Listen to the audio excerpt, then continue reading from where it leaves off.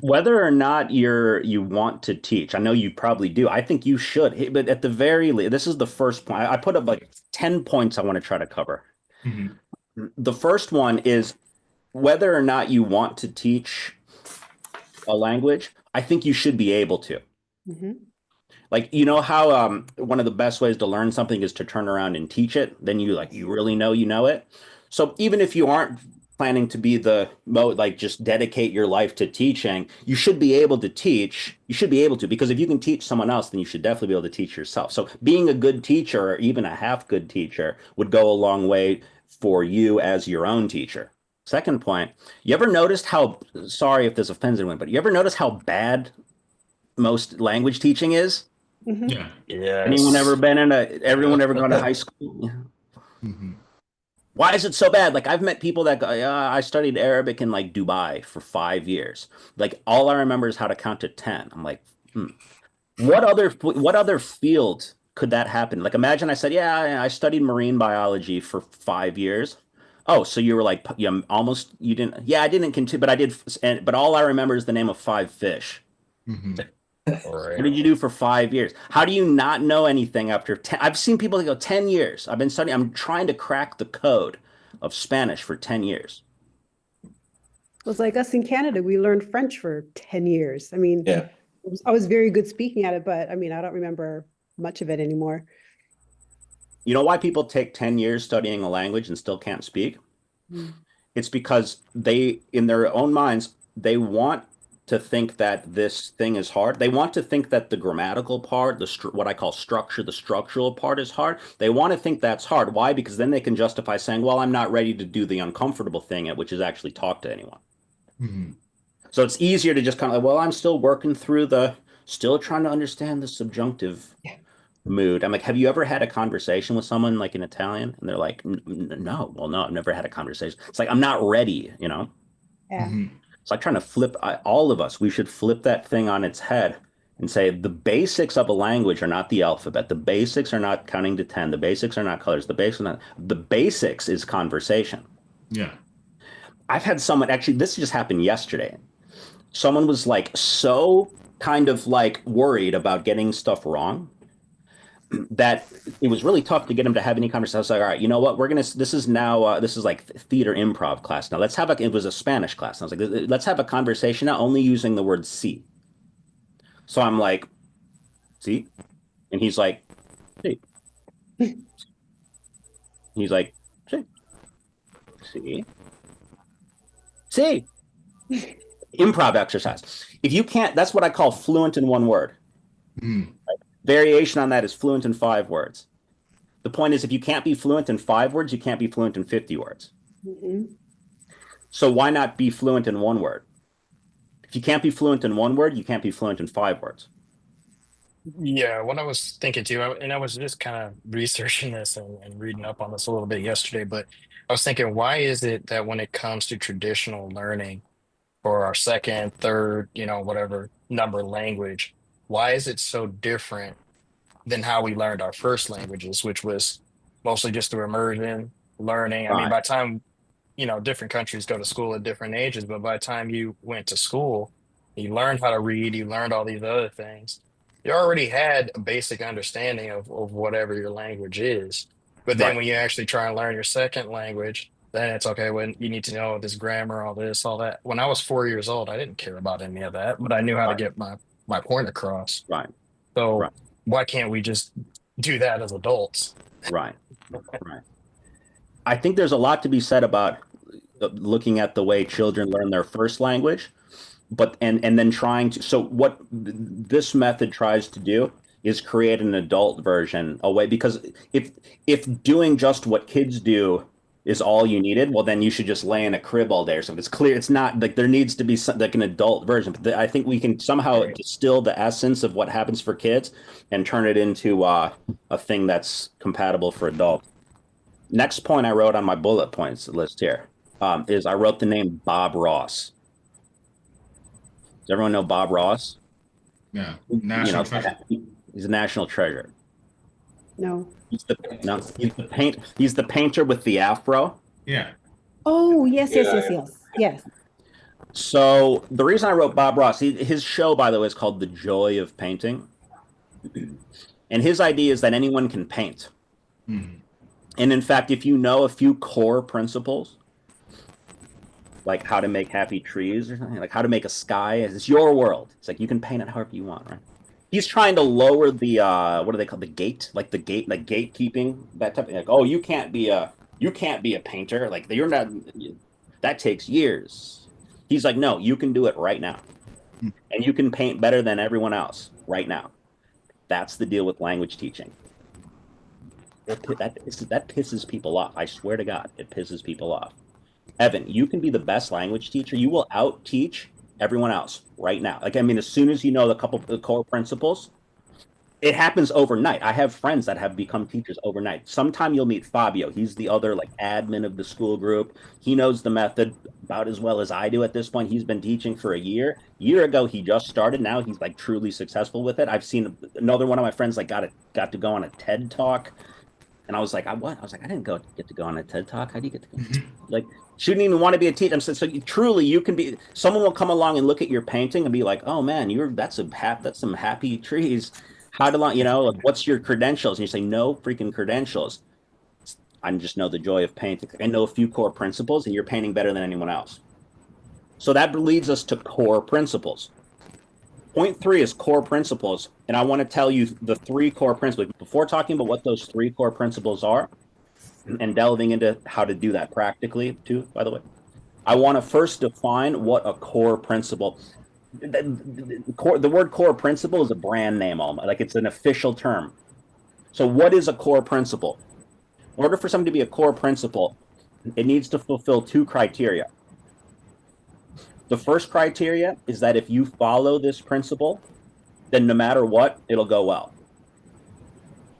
I don't know how fast, I don't know how much often you'll bump your head. Maybe there's some other things you could do too.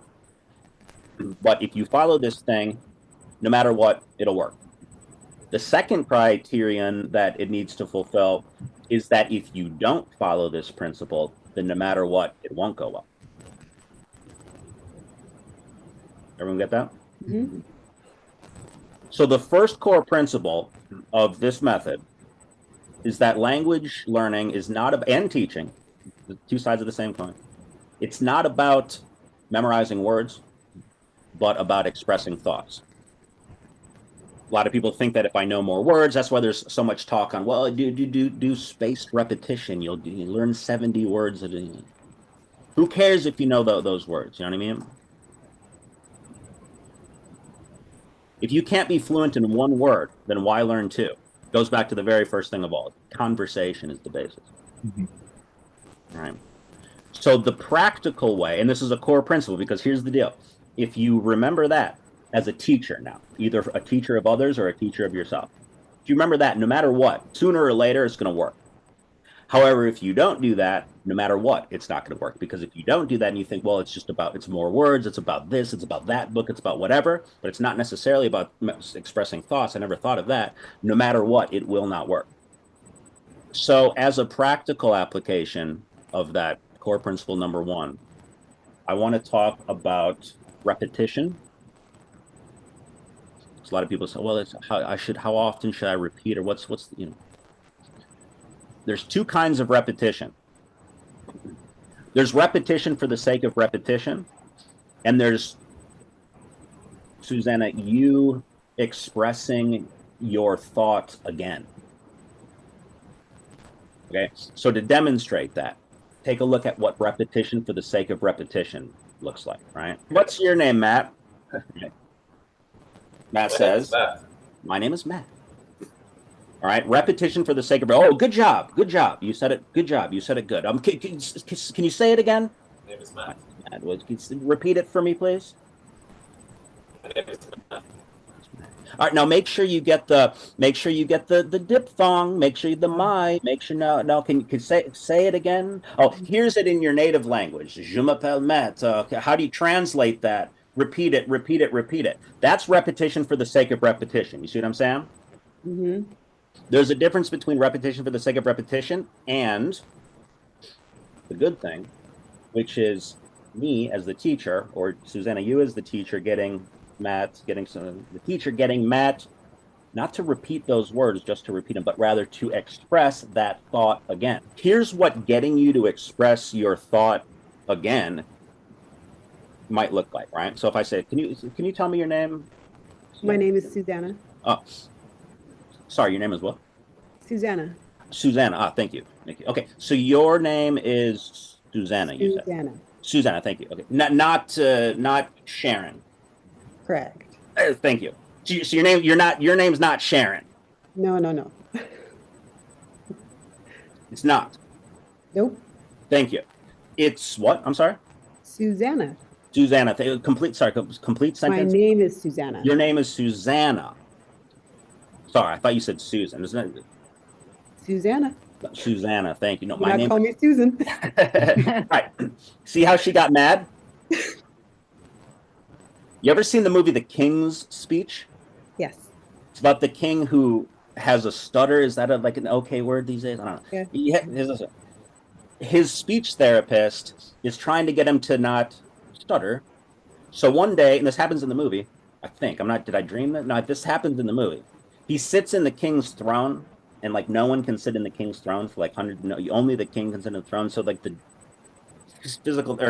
speech therapist sitting in the throne. The guy comes out of the bathroom. And he's just like, I command you to get off of the king's throne right now. And he's like, you didn't stutter. Yeah. Right. So your name's Karen. No. You look like a. It's Susanna. You see what I'm saying? There's a difference between say it again. Okay. Yep. Yeah. And sorry. You Susan? No. Only Susan, right? The top of the pyramid, and this we'll get stuff we can get into later, but the top of the pyramid is personality. The bottom of the pyramid is structure. Structure creates conversation. Conversation practice creates muscle memory. All of that together, like the lotus flower at the top, turns into personality when you birth some kind of new Spanish-speaking soul, like some second language new, person. People say that when they speak two languages, they feel like they have a different personality in each language. Yeah. That's the top of the pyramid. So your we're actually going to the top of the pyramid as soon as I can get you to say, no. No me llamo Jose, me llamo Tony. Right? So that's the big difference in repetition. Yeah, repetition is a thing. In fact, it's helpful in training because in real life, you don't get that. You get asked your name once and then you move on. So I can't really lean into it. It's like being in a boxing match and going, someone just did this combination on me, totally threw me. Brazilian Jiu-Jitsu, he put me in this weird lock. Learning to dance. He's doing some weird stuff. Like, I've never seen that. It happens and then it's done. You don't get to go back and go. So that's why you need a trainer. And that's why you, Evan, as the teacher, Kevin, you as the teacher, Patty, you as the teacher, David, James, Linda, Zach, Matt, Susanna, as the teacher, you get to induce that combination. Okay, let's take it again. Let's take it again. But again, you're not just taking it again just to take it again. You're taking it again because if they don't do it right, then the coach is going to tap them to go, I have to get it right. The do-it-yourself part now would be like, okay, can you do it to me? Can you get me to express a thought again? Sorry, what did you, you said, no. What did you say then? I said,